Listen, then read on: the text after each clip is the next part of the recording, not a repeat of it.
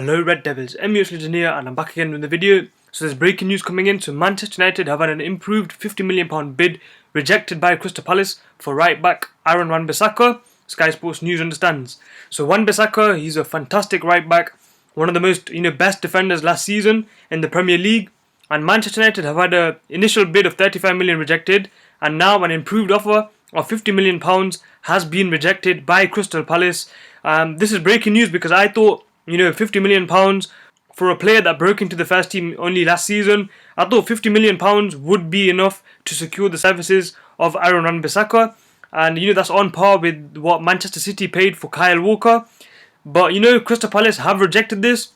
There are numerous reasons for this. One of the reasons being that he has more than 2 years remaining on his contract, which means that Palace they're not in a hurry to sell him.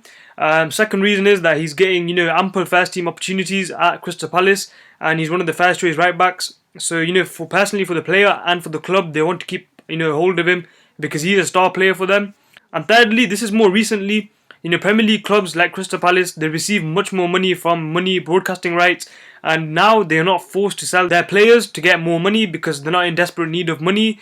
And that's one of the biggest issues regarding football nowadays. Lower teams like Crystal Palace, with no offense to them, but they're not at the level of Manchester United.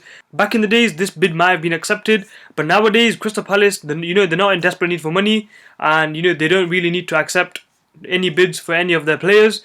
So £50 million has been rejected by Crystal Palace, and this is surprising to me. I thought they'd accept it because £50 million is pretty much the highest I believe Manchester United will go to sign Wan-Bissaka.